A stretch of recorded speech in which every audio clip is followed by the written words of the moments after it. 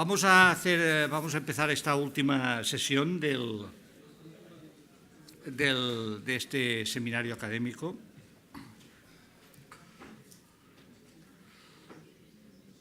Introduciré brevemente al profesor Ragwitz.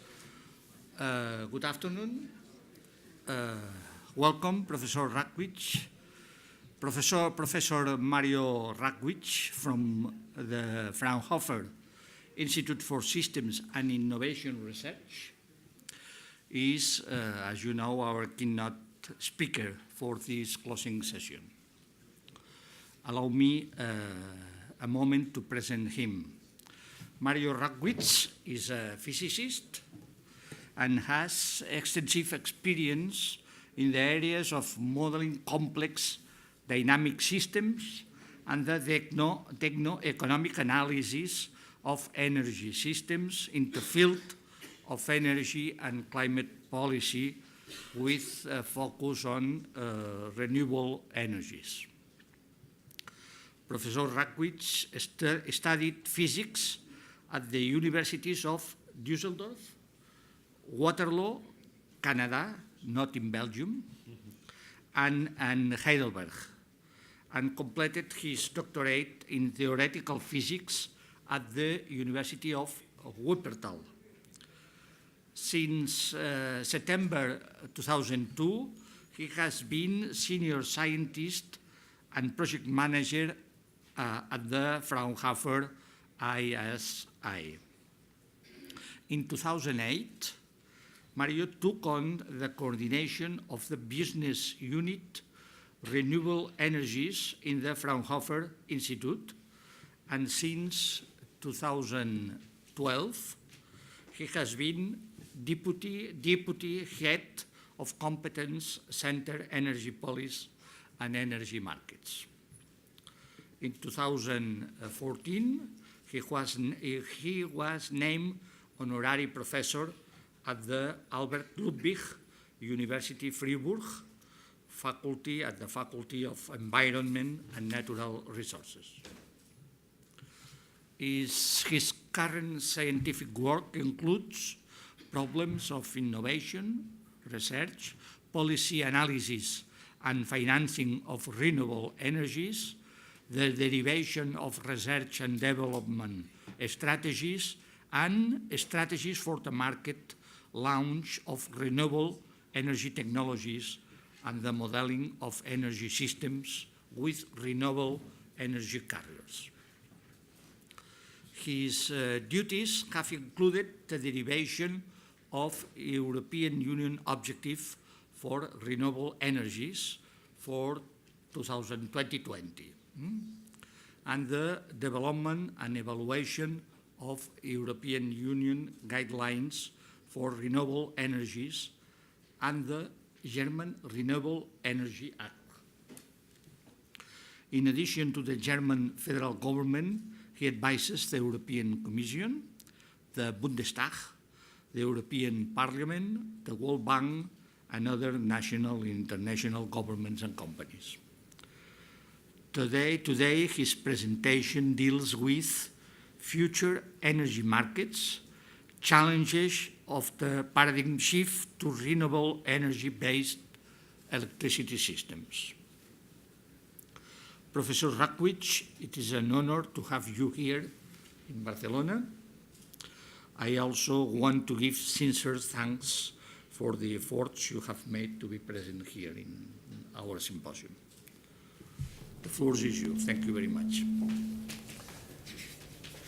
Mr. Parolada, it's an honor for me to be here and to be invited to present on the future energy markets, some work we have done on behalf of the European Commission, the German government, and also the European Parliament.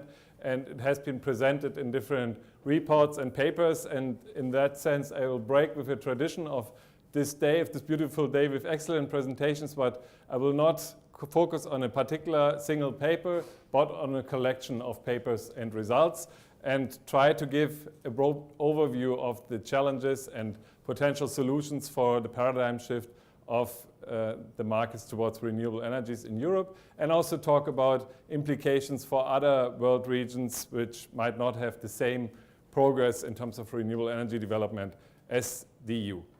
First, I would like to start again with the Paris Agreement and with reminding ourselves on the level of ambition we have agreed on. Actually, the Paris Agreement means that the CO2 intensity in the electricity sector has to reduce from about 400 gram per kilowatt hour to 15 gram per kilowatt hour towards 2050. And I think these numbers are quite impressive in terms of challenge of CO2 mitigation. And of course, we have discussed in the previous presentations, this will not work with renewable support policies alone, and this will not work with a carbon price alone, but needs an intelligent integration of both policies in order to benefit from the advantages of both in terms of an ideal allocation of CO2 mitigation by carbon policies, and on the other hand, the direct and targeted and low-cost support through renewable energy policies. And another coordination issue is not only the coordination between incentives for low-carbon technologies and carbon prices, it's also about the coordination between generation asset investments and grid asset investments, since one issue on particular the power system and decarbonization of the power system, it will have to be massively stronger connected, and we will have to increase trade by quite a substantial amount. And for a least cost decarbonization of industry, service, building, and transport, a stronger integration of these sectors will be needed. I think these are robust takeaway messages we can derive from these various studies we have done. Today, where do we start from? In a number of countries, not only in Europe, we have 20 to 30% renewables, excluding hydro, and this will have to increase substantially, not only in Europe, but many other parts of the world. And what are the game changers we have seen on the path towards the 20-30%, and we'll see probably for the next decade to come, is solar and wind are starting to be fully competitive with fossil fuels. We have a number of countries in the world, not only the sunny countries like Chile or Saudi Arabia, but where we have fully technology neutral auctions where actually renewables win the bid on the lowest costs against other fossil technologies. The second game changer is information technology and transmission grids, which allow a much stronger integration of markets, not only between countries, but also vertically and between generators and consumers way more directly. So flexibility can be managed on broader geographical regions, but also within one energy economy. And at the same time, cost of storage technologies are also falling, and whether they will play in a dominant role or not is, from my point of view, not fully clear, but at least they would be available as a very important option for the future. And one thing is, in terms of, we talked about innovation, and a lot of innovation is also stealing knowledge and experiences from other countries which have gone further. And like one of those countries is Denmark, for example, having more than 60% renewables and more than 50% variable renewables in their system, and they manage quite well. And many other countries are on the path. Spain is quite well advanced, but also other countries, Germany and Spain, playing in a similar league with, in terms of share of renewables in their energy system. And the message I've made, I could have shown the same graph for wind energy, is the average solar prices in auctions from 2010 to 2016. And we see there was the slogan some years ago, it's going to be too cheap to meter, and we are approaching that.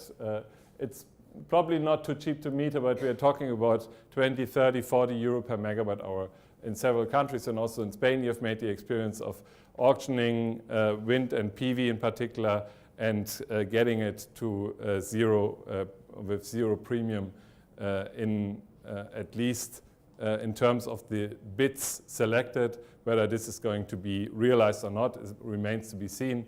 But we see from many prices worldwide that the challenge we had over the past decades, reducing the cost of low carbon technologies and renewables in particular, and getting to minimize the costs on society by minimizing the LCOE and the support costs and policy costs connected to that, is less and less a major challenge. What are the major challenges we face in the future if reduction of LCOE is not the key challenge?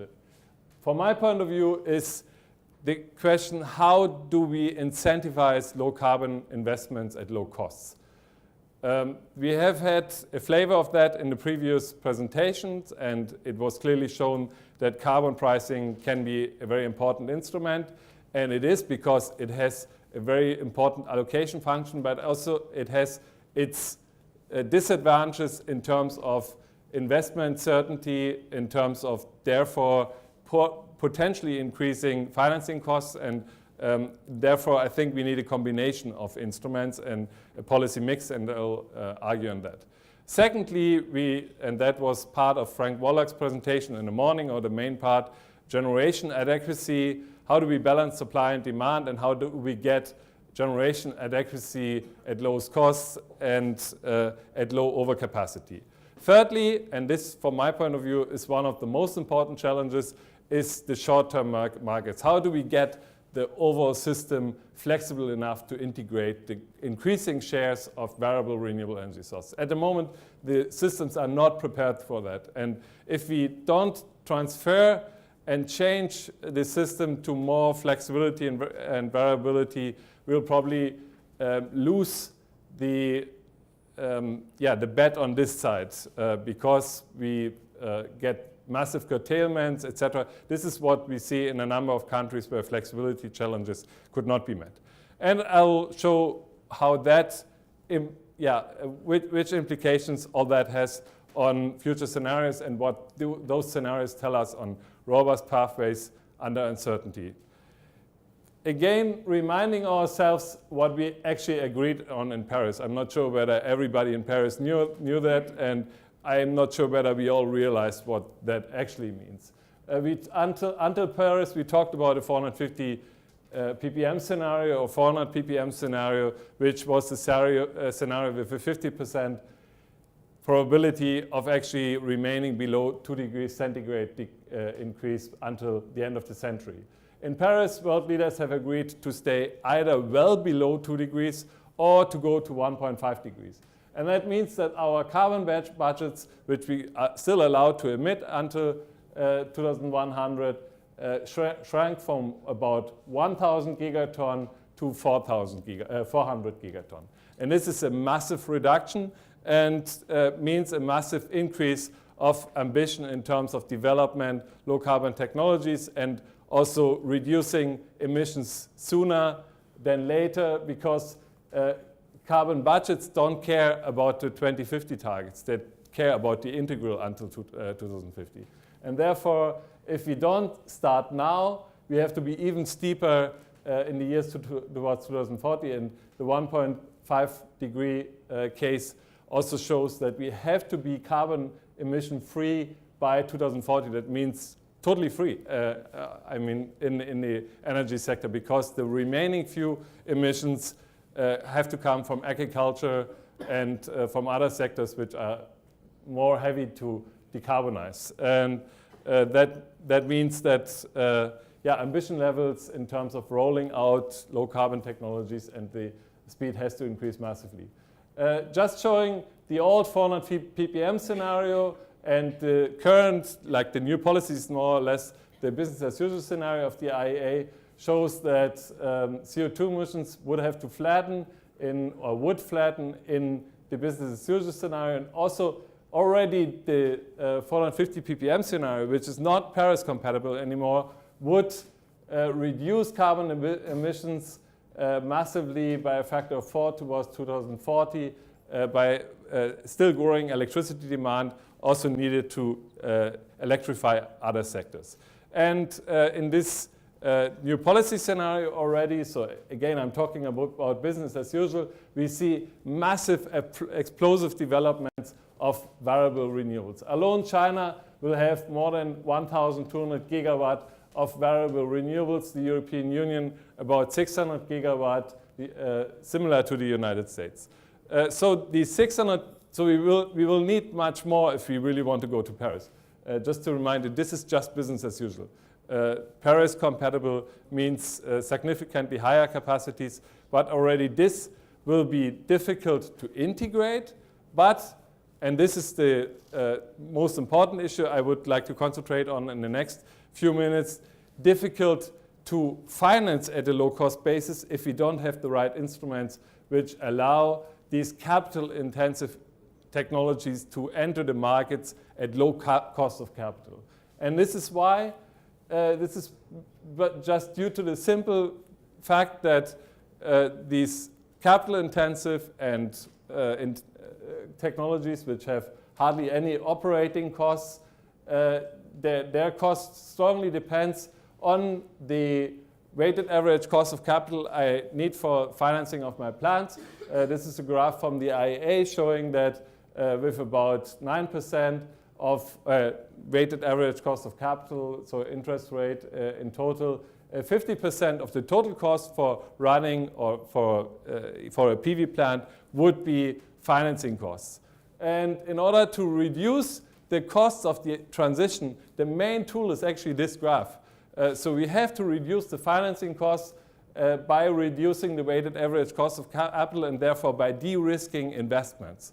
And de-risking investments then would mean that going from 10% to about 5% weighted average cost of capital would reduce the overall levelized cost of electricity by, not quite a factor of 2, but radically.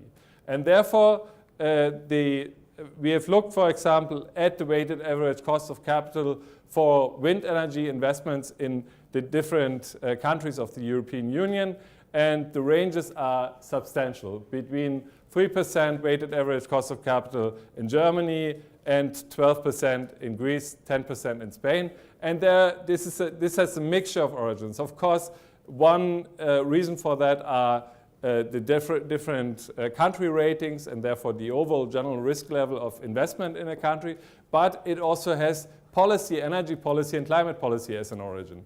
And like, for example, the country rating of Sweden and Germany are not so much different. However, the weighted average cost of capital in wind energy investment is substantially different. And the reason for that is that, like one of the key reasons is that the revenues are substantially more certain under the German feed-in premium than under the Swedish quota system. And therefore, in order to reduce the total costs of the transition, reducing the cost of financing by securing revenue streams and at the same time allowing market integration of technologies will be key. And this is also one argument for the policy mix, or one of the main arguments for the policy mix, and why an efficient and economically efficient energy transition would need this policy mix. And we also looked into more detail how the different types of premium systems, for example, for wind energy, here only looking at premium versus a fixed feed-in tariff, will impact the risk and therefore the costs of financing. A fixed feed-in tariff has no market integration, which is also not good because renewables don't dispatch according to the market signal, would however have the lowest risk. And a fixed feed-in premium, which is implemented in a number of countries, has the highest investment risk because you get a fixed premium and the market signal or the market price can fluctuate and is variable for the total recoverment of the capital or the repayment period of the wind energy plant. And we asked investors, this was based on a survey, we asked in total 200 investors for this graph, and then in more detail another 12 banking specialists on their judgment of the impact of the different policy schemes on the weighted average cost of capital for a typical wind energy investment. And they told us that, for example, going from a regular sliding premium to a fixed feed-in premium, for example, or to a sliding feed-in premium where you are not remunerated during negative prices, which induces substantive revenue risk, or to a sliding feed-in premium with tender, would increase the total weighted average cost of capital by about 100 basis points, which is 1 percentage point roughly.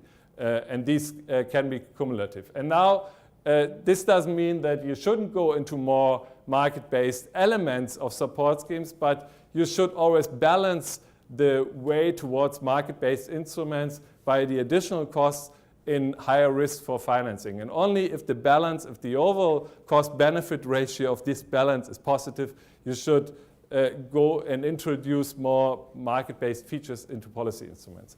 I will show in the next slides that market-based features are extremely important. So there's no question. We have to go that way. But we have to go it in a sensitive manner and not increasing financing costs, because this is the first most important parameter when we want to go into low-carbon technology energy system and dominated particularly by renewable energy sources. So therefore, the second part of my presentation will concentrate on the question, how do we balance supply and demand? How do we get the overall system more flexible? And it will also involve the question, how do we get the renewable portfolio more flexible? And for that, I start with a residual load curve here just for the case of Germany. That means here in red, you see the total load just ordered by the hour. So the maximum load is about 75 gigawatt and the minimum load about 30 gigawatt. And then I subtract the renewable generation from that in every hour, so I get the residual load. And this is just shown for the years 2013 and 2020 here. In the next slide, you will see 2050, but just showing already what has happened in only these 7 years. And there's one thing, do we have generation adequacy? Do we have enough conventional power plant to cover the hours of scarcity? This was mainly the topic of Frank Wallach's presentation this morning. Do we need capacity markets? Are these markets the right instrument? Or do we need alternative, or are there better alternative instruments to guarantee generation adequacy? And I think this is an important discussion, but in terms of total system costs of transition, it's almost irrelevant. Because as long as we are below 90% renewables, you still have enough carbon budget in the system in order to satisfy this somehow by gas turbines. Of course, you have to discuss how to regulate these gas turbines and whether this should be only market-based by scarcity pricing, etc., or whether you need capacity elements. This is all important, but the most critical part of this function is here. These are the hours where we have too much renewable generation in the system, and how do we deal with the oversupply in the system? It's not the scarcity, it's the oversupply that is the main challenge for the electricity system from my point of view. And in many countries, they start whenever they have oversupply by renewables, by curtailing, but there are more intelligent options. And one issue the graph also shows is the point of like when you start to have oversupply. Naively, you would think when the residual demand gets negative. However, in all electricity systems in Europe, we have a so-called must-run capacity. These are conventional power plants which are either base load because they cannot be regulated like nuclear, or more typical, these are plants which are needed for system services, balancing energy, etc. So they are needed for the overall system stability. And therefore, we have oversupply already here in Germany at about 20 gigawatt residual load. That means whenever the renewable generation capacity, or when the residual load goes below 20 gigawatt, and therefore that becomes the period when curtailment, for example, becomes an issue.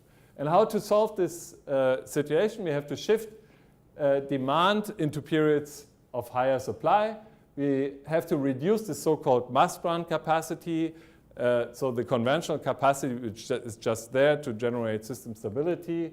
and we have renewable curtailment at the least economic option. This is still available, but it should not be the first option. Otherwise, the transition gets expensive. I show the same issue here in functions you all know. Markets are supply and demand, and this is a typical situation at the power market here at Christmas in Germany 2012, where we had negative prices, so more supply than demand, lots of wind at Christmas. So the question is what happens? You get strongly negative prices and you get disturbance into the system. And please just concentrate on the lower graph, the lower part of the graph. The main problem in most of the power systems in Europe is that the supply and demand curve show very low elasticity. They're not flexible and not made for the transition, actually. These very inflexible supply and demand, not shifting in periods of very high supply and low demand in the electricity system creates a substantial problem when integrating renewables. And therefore, what needs to be done in order to get more flexible supply or more elastic supply is we need more flexible power plants. It's quite easy.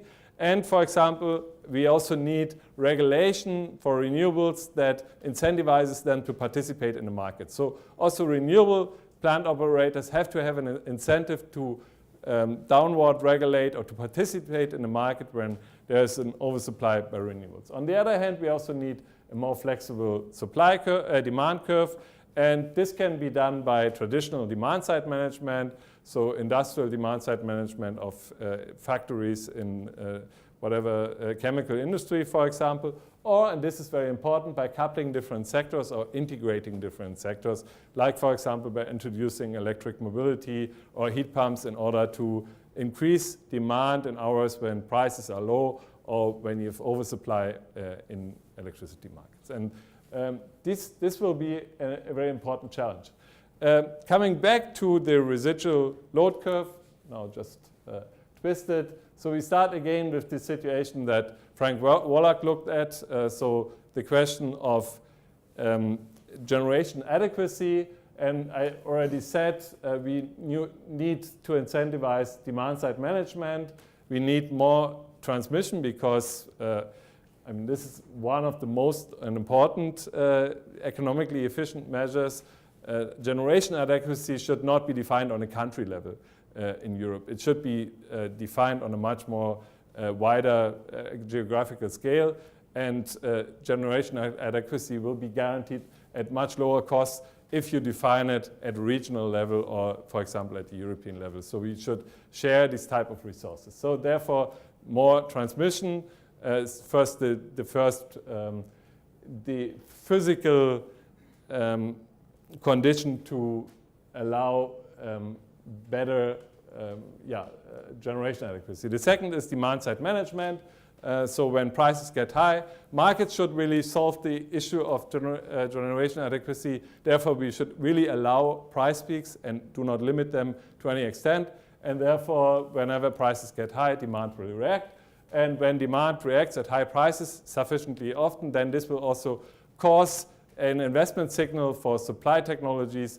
And if we have 1,000 euro per megawatt hour, for example, prices for 100 hours a year, then the first gas power plant investors will think to invest, and therefore we'll solve that problem quite easily.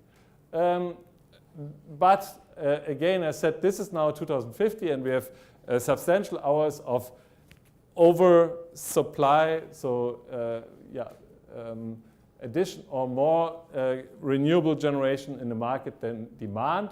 And I already told you that the main issue is that we have that type of situation already when the residual demand curve intersects with the mass run capacity of conventional generators, and therefore this mass run capacity has to be reduced to the first step. And this has to be done, in my opinion, by getting demand-side management and renewables into reserve markets, by integrating markets, and by letting TSOs, for example, acquire system services by demand-side management and renewables, for example.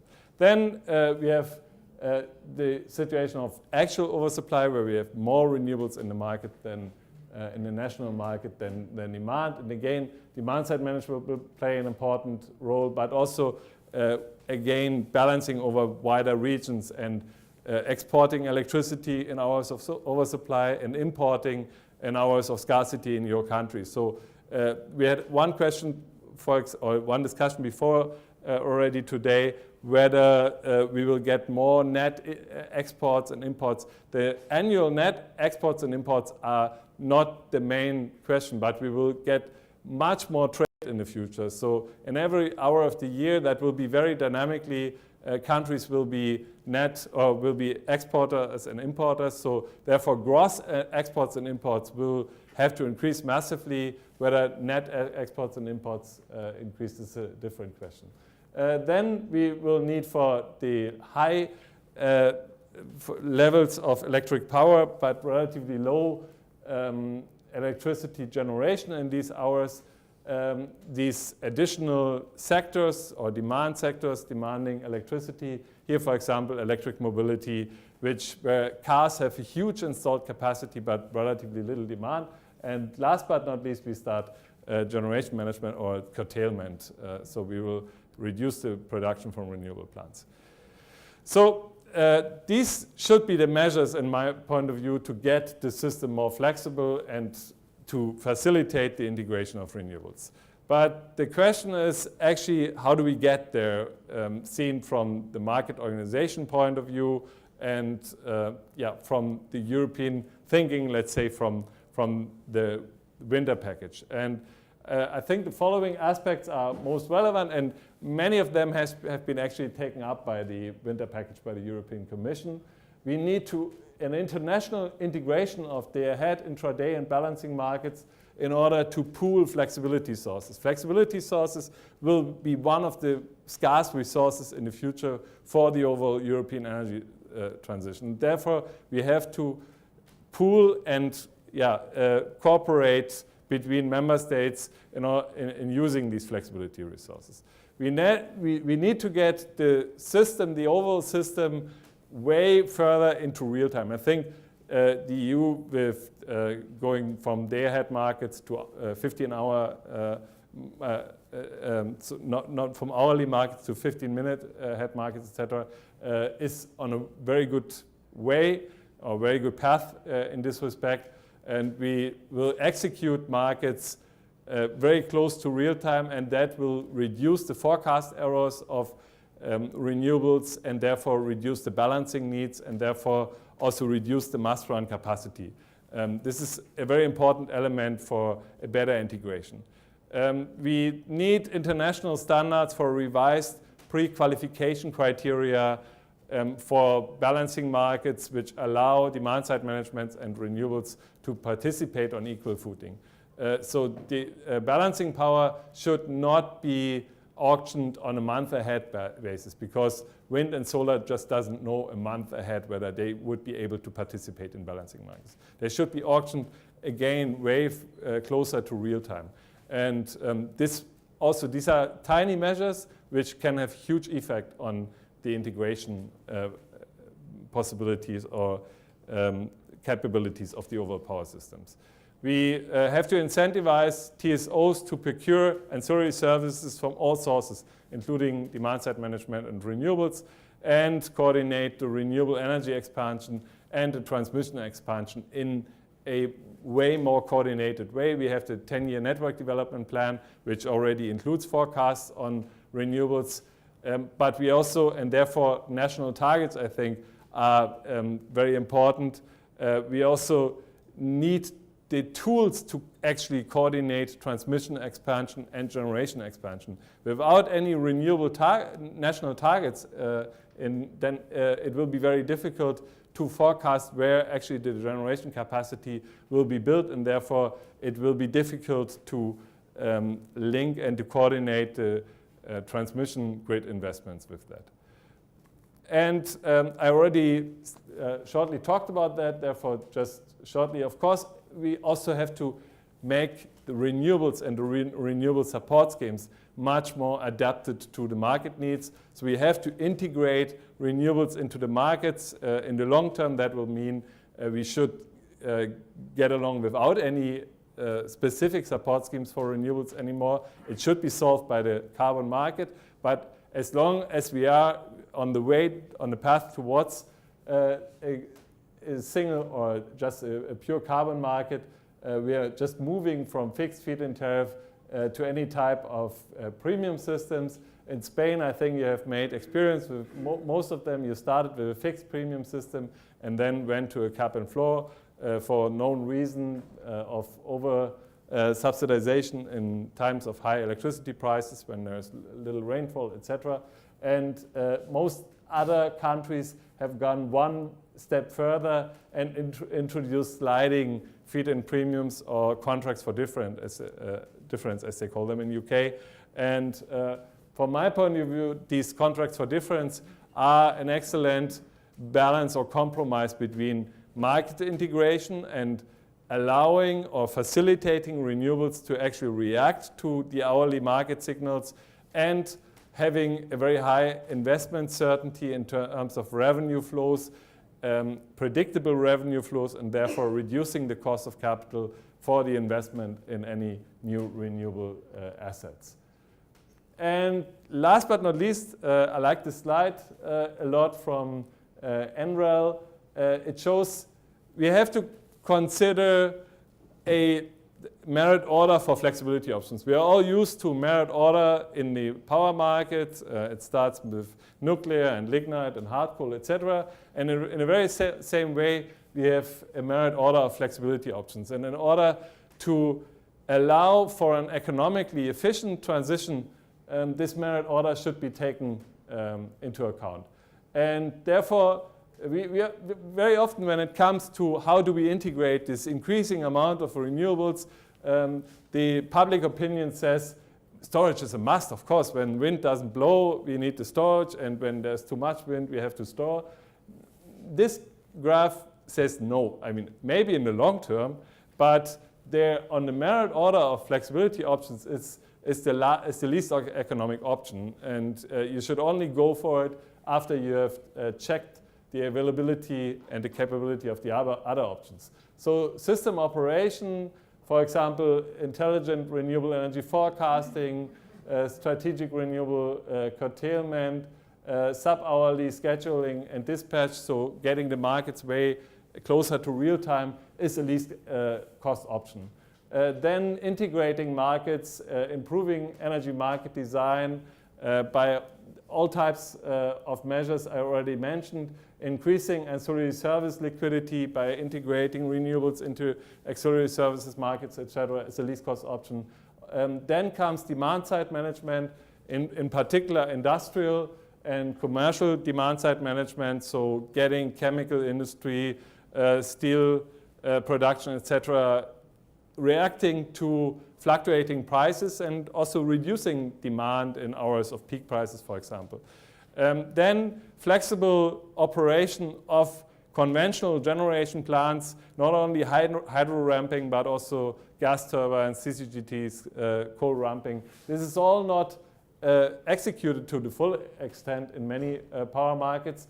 And then there's this huge resource of stronger transmission capacity and more intelligent use of existing transmission capacity, which provides substantial amounts of additional flexibility to the markets. And only after these least cost resources are actually used up, additional pump hydro storage or even chemical storage in the very, very last range will be needed. And for a very strong decarbonization scenario going towards 90 or 100% renewables, those type of options are certainly should be part of the spectrum, but they should not be the first solution selected.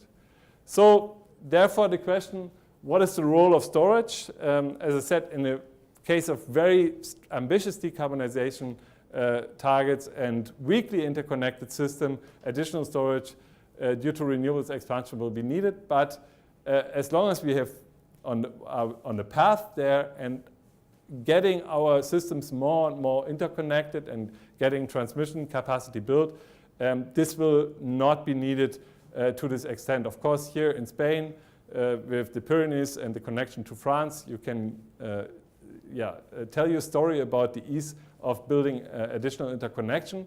But at the end, we will have to deal with this problem. And thermal and hydropower storage are already competitive options today, or at least, of course, existing plants. And chemical storage is still expensive for most applications. Although the costs are reducing radically, it will remain an expensive option, at least for the next decade to come. And of course, other elements like self-consumption regulations or distortions caused by retail electricity prices, etc., which make storage an attractive option from a microeconomic point of view of a house owner, but from a total system economic point of view, this is typically not the most economic integration option. And you see these graphs quite often. Tesla or others show, and this is from Bloomberg New Energy Finance, battery costs have dropped dramatically, and some assume this could be the next revolution as photovoltaics. However, I'm not so convinced I'm convinced that battery costs are falling, and this will have a substantial impact on electric mobility, and we'll see probably electric cars based on this. But whether this is the option for the electricity system, it's certainly, even at levels of less than 100 euro or less than $100 per kilowatt hour, not the least cost option for integrating renewables in the electricity sector. There has been, in many countries, Spain is one of the countries promoting CSP as a flexible renewable generation facility, and also in the US, in Morocco, etc. Concentrated solar power is a very attractive option due to the fact that it's flexible and dispatchable. However, we see even photovoltaics with batteries are getting close to the cost of CSP. This is here with a 6-hour storage facility. And the issue is I find this comparison interesting from an academic point of view. However, we don't really need PV with a 6-hour battery storage facility connected to it, because there are many other flexibility options in the system providing this type of flexibility at lower costs. Therefore, when looking at the different technical and market-based renewable integration options, again, storage is certainly an option which can increase the market value of renewables and also contribute to adequate generation capacity.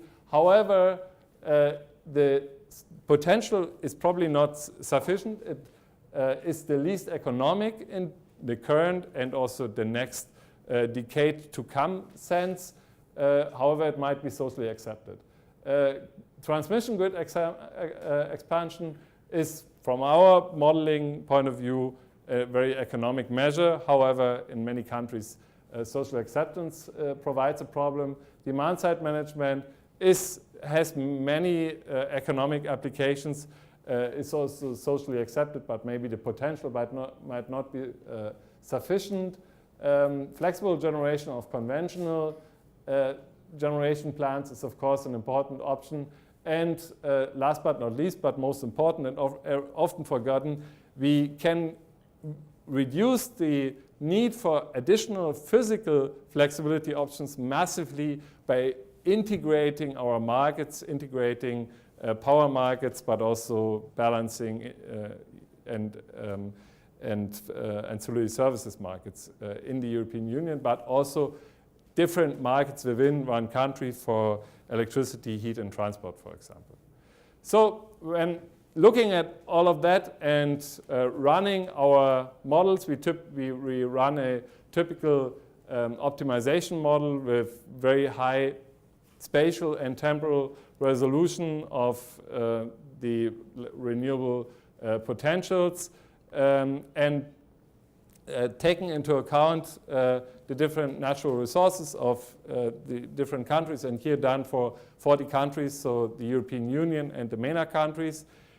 We see that, of course, the natural resources and future technology portfolios between countries differ substantially, but wind, onshore photovoltaics, and hydropower will be dominant technologies for the year 2050. I think this is a robust message we get from most of these scenarios. Massive investments in transmission is needed in order to generate the least cost solution in these models. The need for storage increases with the ambition level of the greenhouse gas mitigation. The role of decentralized generation depends on the grid infrastructure, but central options will dominate as compared to decentral renewable options, and investments in conventional baseload plants, at least for the EU MENA region, without carbon capture and storage will not be economically viable if the Paris climate targets are to be met. I mean, and with conventional baseload, I mean coal and lignite. So we don't really see an economic case for new investments today in any coal and lignite plants in the EU without CCS.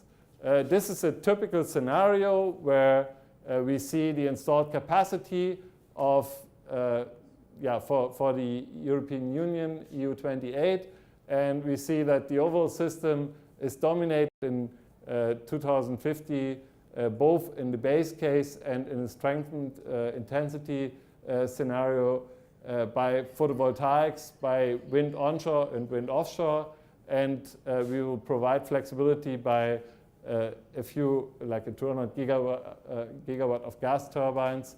And we might see in some countries, which are coal-based countries, also lignite or hard coal with CCS, however, at a very low scale. And we essentially, we have fixed the nuclear capacity to those countries who really have plans for expanding or continuing their nuclear capacity, like, for example, in France, which will run at 50% of nuclear. Besides the installed capacity of generation technologies here, I show the transmission capacity. This is in the strengthened intensity scenario, so a very high renewable energy scenario for the EU MENA region. And you see that the transmission capacity will grow radically in this least cost scenario. This is really a least cost optimized scenario for the EU, and you might call that completely unrealistic, probably in particular if you look at the interconnector between Spain and France, which in such an optimal case would go up to 37 gigawatt, which is of course a huge increase as compared to the current capacity of interconnection. However, even in scenarios where we reduce the targets or we restrict the transmission expansion, we still see that a massive transmission expansion would be needed. So in that case, for the Iberian Peninsula, in a scenario with 75% renewables in 2030, we see a system dominated by wind onshore photovoltaics. We would see in 2030 80 gigawatt of photovoltaics in Spain and Portugal. So that would mean a continuation of the 5 gigawatt auctions in Spain for a while. But again, this is a least cost least cost optimization of the power system, where the totally installed capacity of fossil power would still amount to about 24 gigawatts in 2040. A typical winter day, so week 6 in February, so it's about the time we are in at the moment, would look like that.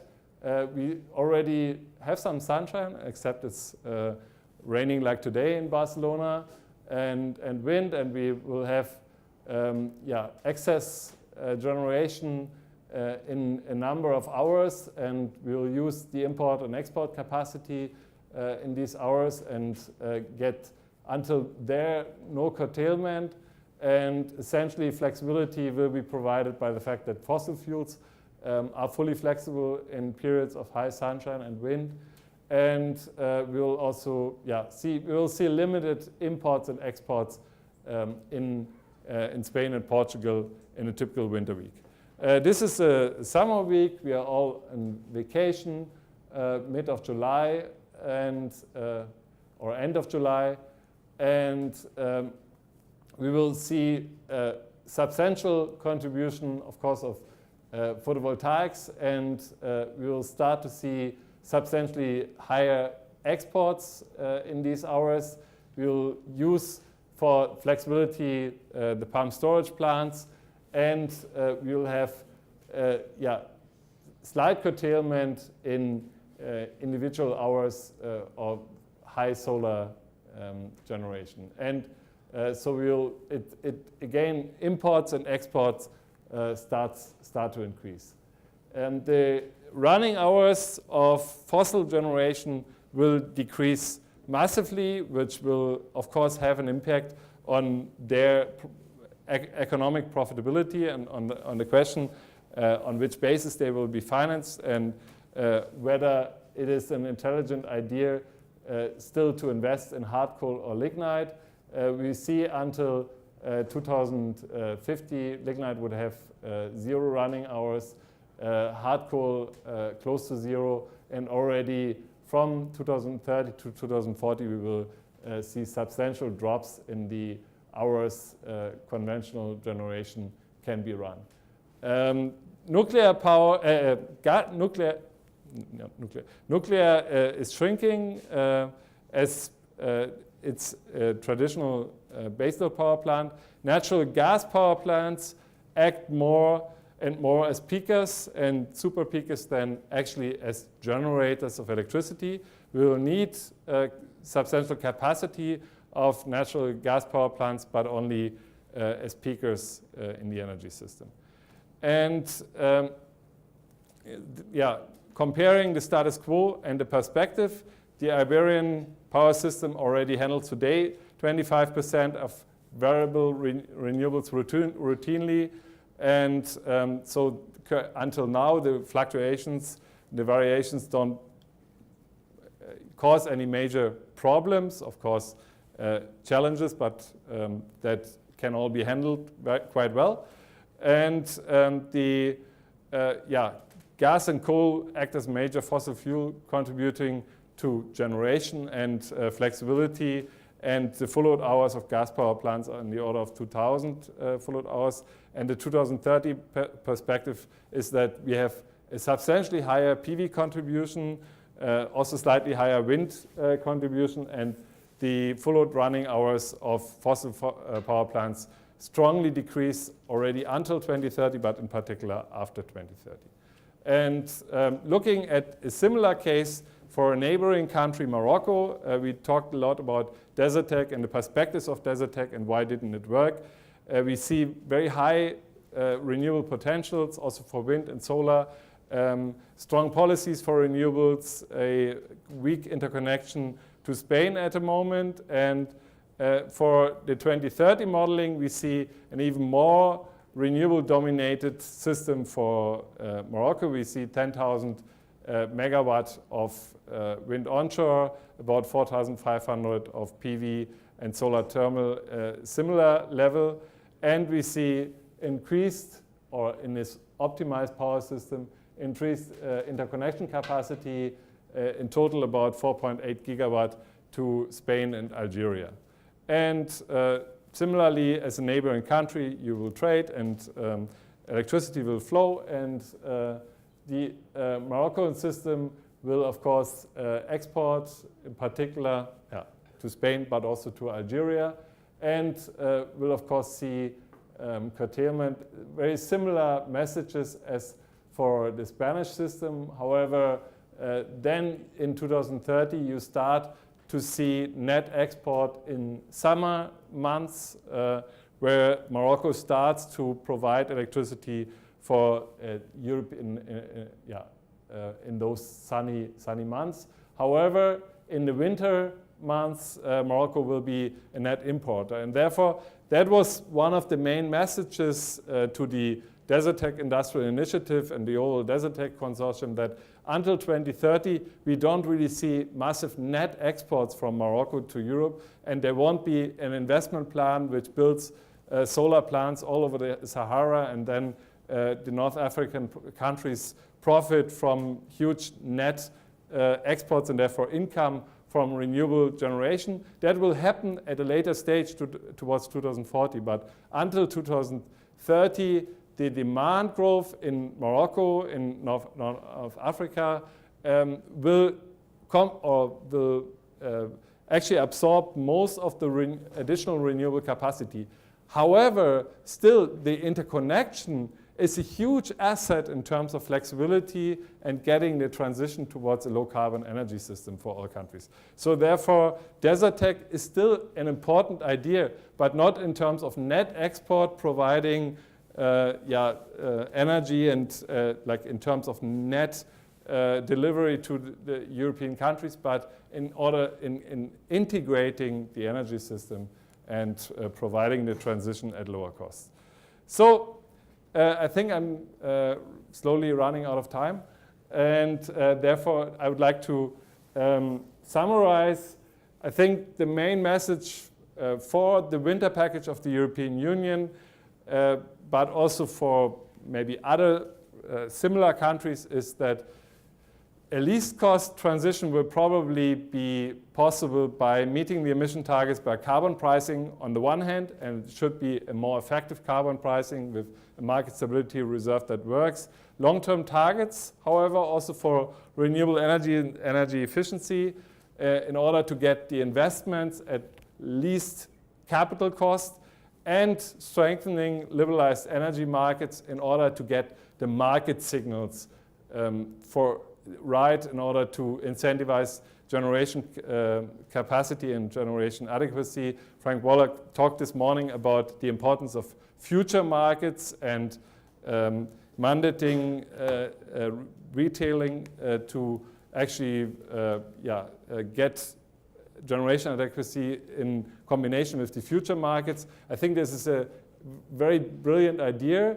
I think it could be even more efficient if we just get the traditional power markets of scarcity pricing to provide the signals in order to get investments in demand-side management, and then in PCAS in order to guarantee generation adequacy. I think I fully agree that we don't need any capacity markets for that, but we should allow intelligent market prices, and we really should also be brave to accept high and low market prices. So that is, I think, a very important element in terms of strengthening liberalized electricity markets. Renewable energies become competitive, clearly, and they are just mainstream technology in those markets. Wind and solar will dominate the system, and in terms of low-cost transition, mitigating the investment risk by providing long-term contracts to renewables will be a key issue. And these long-term contracts can be or will be connected to some sort of premium and support policies for the first years of the transition. Efficient competition of all flexibility options is key. Flexibility is really the scarcest resource for this transition. And therefore, we need, in terms of balancing markets and ancillary services, we need to transform those markets that they allow a fair competition of all flexibility options. So we need to get demand-side management, etc., into those type of markets. This improves security of supply and economic efficiency. We should strengthen regional markets and regional definitions of supply security, generation adequacy. It's ridiculous how European member states define generation adequacy on a national level until here. I think that is an extremely important step to be done when we live in an integrated energy market and internal market. We also have to define generation adequacy and system security on a regional and European level. And in terms of, I mentioned that the capacity market issue, I'm really not favoring any type of capacity markets. However, some countries introduced strategic reserves, which are really just the least resource or last resort measure which would only come in if markets don't clear anymore. And I think for the first years of the transition, strategic reserves are a suitable element of markets or of system security requirements in electricity markets. However, actually the question of generation adequacy and incentivizing investments and allow to balance supply and demand should be based on markets and not capacity mechanisms. And in that sense, I see strategic reserve as a transitional element until we have the markets fully equipped to do their job. And increased flexibility of supply and demand is, of course, highly important. And already I repeat myself when saying that balancing power markets, etc., should be open to demand-side management and decentralized plans. I think that's it. And thank you very much for this attention, for your attention. And I'm looking forward for your questions.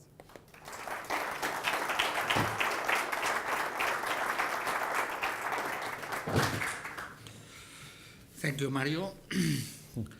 Some questions to Mario Ragwitz.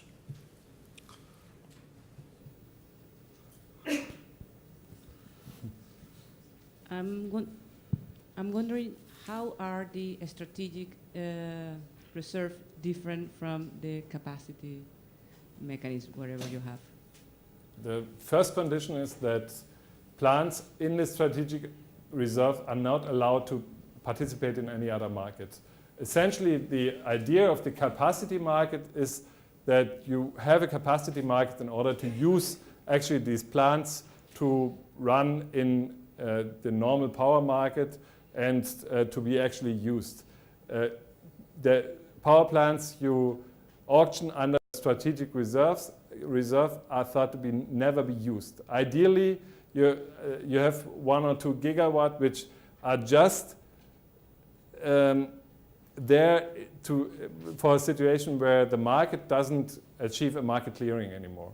So if there should be actually no price limit, but if you set a price limit somewhere at value of lost load or a bit higher and the market doesn't clear anymore, then the operator has a last resort in order to keep the system running. But like in a capacity market, you auction for capacity which you actually use in all types of markets. In a strategic reserve, you auction for plants which should never be used. The strategic reserve works well if it's never applied or never used. It's just there. You try to auction for like a least cost portfolio of plants, which is really the last safety net. It's really the strategic reserve is like the safety net in the circus, like the acrobat in the circus is like actually wants to live without this safety net and doesn't use it for its actual performance. In a capacity market, the safety net is used for the performance. In a strategic reserve, it's not.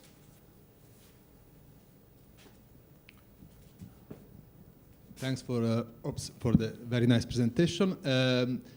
You say that fully liberalized energy market help in the transition, and I believe in what you are saying, because also promote decentralized energy production, smaller producers, but on the other hand, I found that the idea of strategic reserve, that I think is very relevant, is in a bit in contradiction with the idea of fully liberalized energy market, because a private company will find not profitable to invest in this strategic reserve.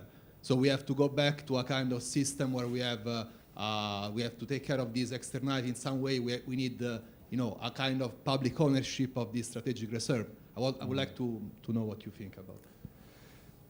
Yes, of course, the strategic reserve is in its construction, looks a bit different from the liberalized market principle. However, I think one thing to consider is the strategic reserve, as I said before, should actually never be used. It is an instrument which is applied if the market, which we all don't hope, for a certain hour of the year doesn't clear. It's really just the last resort which you don't want to touch.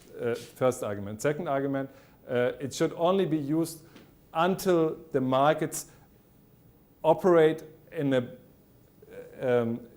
equilibrium manner. I mean, the way, for example, we have heard this morning in Singapore introducing the future market. I mean, such markets have to be introduced, and you have to run them and to see whether they really perform the way you plan them to perform. And for this transitional period, until you really have the final security that the markets do what you want them to do, the strategic reserve are there as a safety net. And third argument, if you compare the total costs and the total expenditures in the electricity market, the strategic reserves are really negligible. It's absolutely negligible. It's actually not worth to talk about that in economic terms. Like acquiring 1 gigawatt of new or old gas turbines in terms of cost is totally negligible to the overall cost of the power system.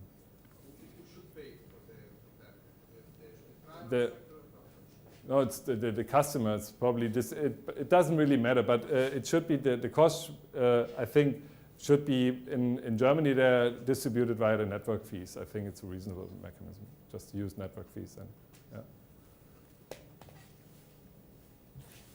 Some additional question?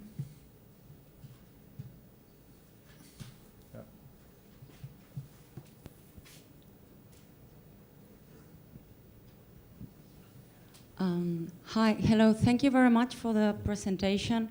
As this was about a paradigm, a shift, a transition, I wanted to ask for your point of view into a real change into the model in which we produce and use energy. Sorry, let me explain. As per the International Energy Agency, there's a pathway in which we really need to focus initially into reducing our energy needs. And so I'm thinking about Europe. The case in Europe, our population is not really growing, and thankfully we're being more efficient into how we consume. So certainly the demand might not increase that much. So what would be your point of view if instead of having all these high investments into increasing our transmission lines, or into, for instance, having policies that will, ¿cómo se dice? Subvenciones. Finance to promote renewable energy. If we could use that investment for instance, retrofitting buildings, or for promoting public transportation, those are the two areas that are the most high consumers in energy. So your point of view into a real paradigm shift and a different model. I think it's not an either or, it's both. We will not, again, reminding you on the Paris targets and the 400 gigaton we still have as a total carbon budget if we take the Paris targets literally. And therefore, we will certainly use have to use economically efficient demand-side measures in order to reduce demand. And at the same time, that will do not go to infinity. I mean, we still, for certain applications, like for example, look at traditional lighting versus LEDs. This is a huge reduction of demand. It's a factor of 10. And there are many demand side measures which can have a huge impact on demand reduction and energy efficiency. And actually in our modeling, we have included that to the extent possible. Actually, what we do in the modeling, we apply a common carbon price of up to 100 euro per ton by 2050, and then let the model choose whether it wants to act on the supply side or the demand side. So finding the most economic solution. And in this modeling, what we see essentially is a stabilization of electricity demand. The stabilization has two factors. It's a reduction due to energy efficiency measures by about 20 to 30% until 2050, and these 20 to 30% of current electricity demand will be used by new applications, so electric cars, by heat pumps for electric heating, etc. So in total, like in our modeling for Germany and Europe, electricity demand stabilizes more or less. This, however, includes already substantial energy efficiency measures in most applications. So in buildings, the main challenge is actually the rate of retrofitting, of renovating buildings. We have to increase there in Europe from 1.5% per year to about 3%. This is a huge challenge and has many implications in terms of energy policies, which we have heard earlier this afternoon. And actually in Europe and in Germany, we have quite some fights with other institutes modeling the energy transition and modeling additional demand in electric vehicles and applications, power to X. And they, or most of them, assume a constant traditional electricity demand and in total a 50% or increase of electricity demand by about 50%. And we strongly disagree with those type of scenarios because we think it undervalues and underestimates the potential of energy efficiency in many applications. Like I just mentioned lighting as one example. So in a sense, I fully agree with you, but even if we go for radical electricity energy efficiency or generally energy efficiency, there will still be a substantial remaining demand. As I said, more or less stable on current levels in Europe. And this will, in any case, require substantial investments in transmission capacity if we want to transform the system into a renewably based system, which would then be dominated by variable renewable energy technologies.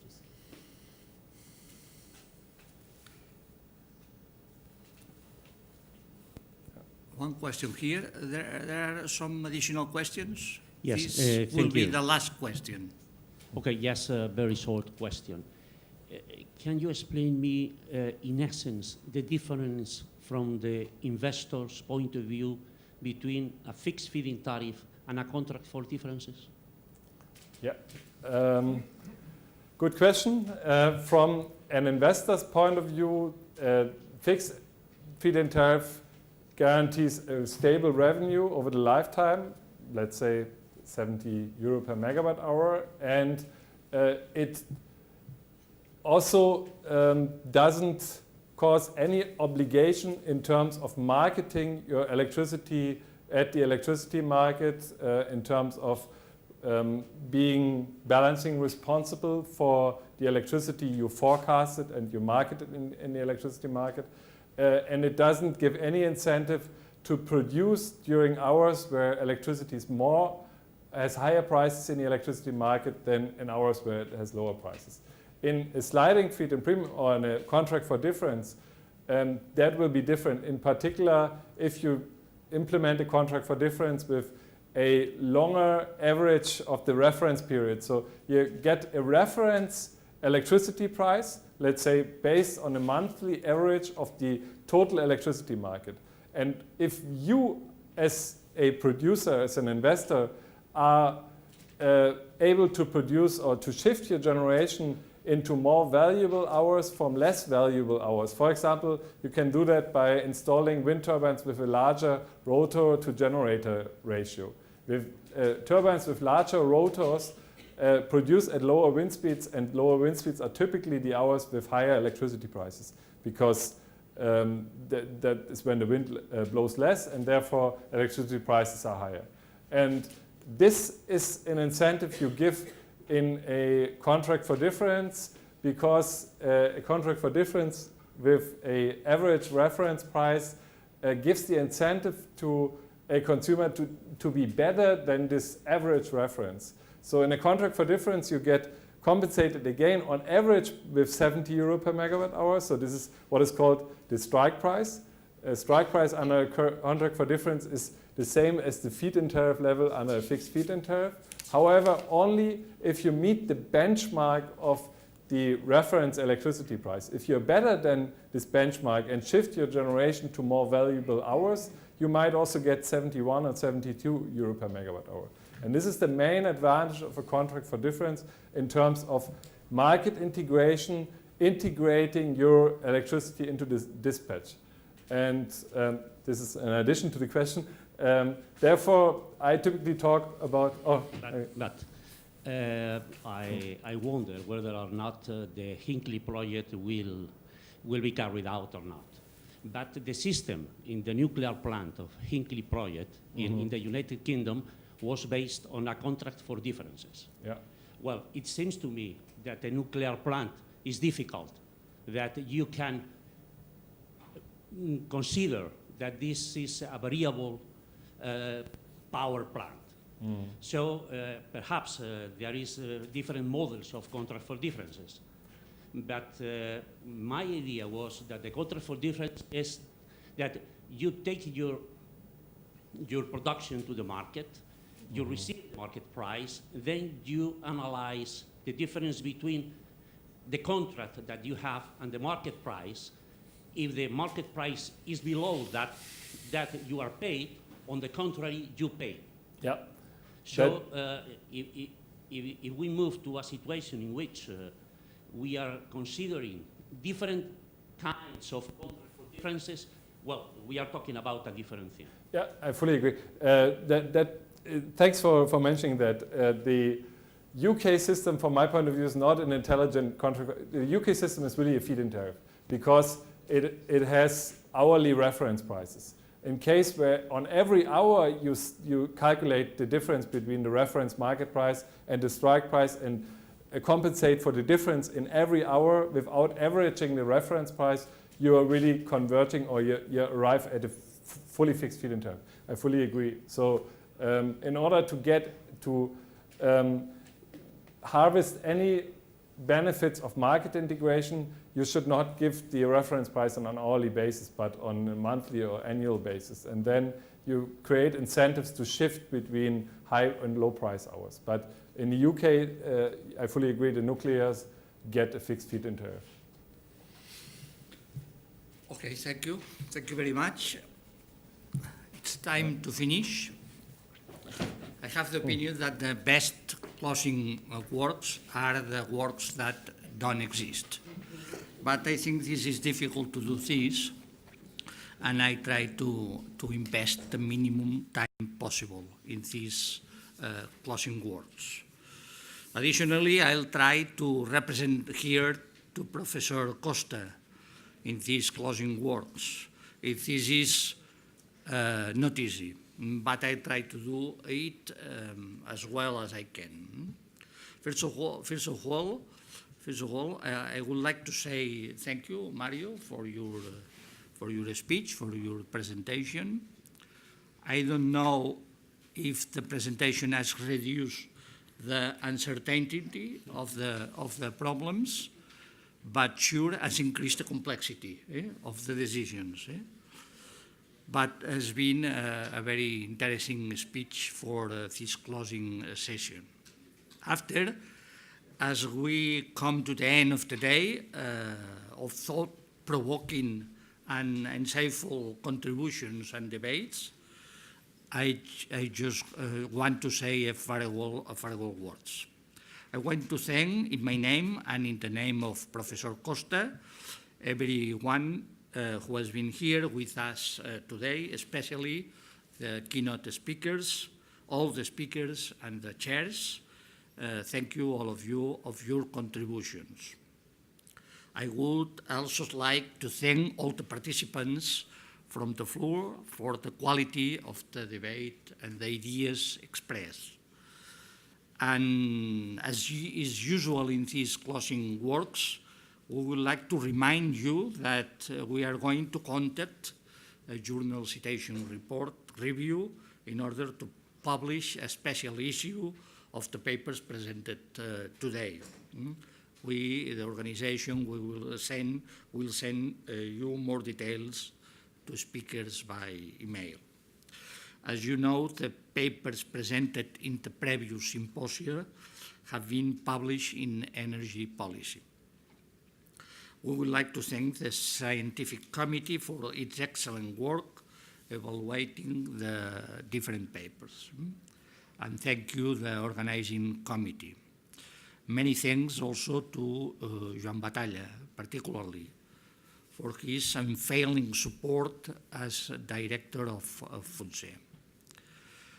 Thanks to the research group of the Chair of Energy Sustainability, thanks to the PhD students, Dani Kinga and Jordi, and to the professors, Pablo del Rio, Maria Eugenia Senin, Mike Watterson, Tora Jamas, Andreas Loscher, who have honored the chair with their support and research collaboration. And thanks, many thanks to all the professors and researchers who are working with the chairs.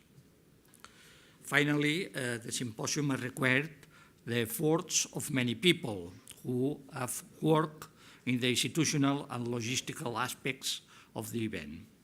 Their dedication and efficiency, as usual, are crucial for the success of the symposium. Thanks to Susanna and Marie Angels, as usual, are not here because they are efficient, who take care of every details. Thanks to Deborah and the administrative team of FUNSE. And finally, I can say it, thanks to Professor Costa for her dedication, enthusiasm, and loyalty to the University of Barcelona, to the Barcelona Institute of Economics, and logically to the FUNSE. Thank you again, and have a safe journey home. Thank you very much.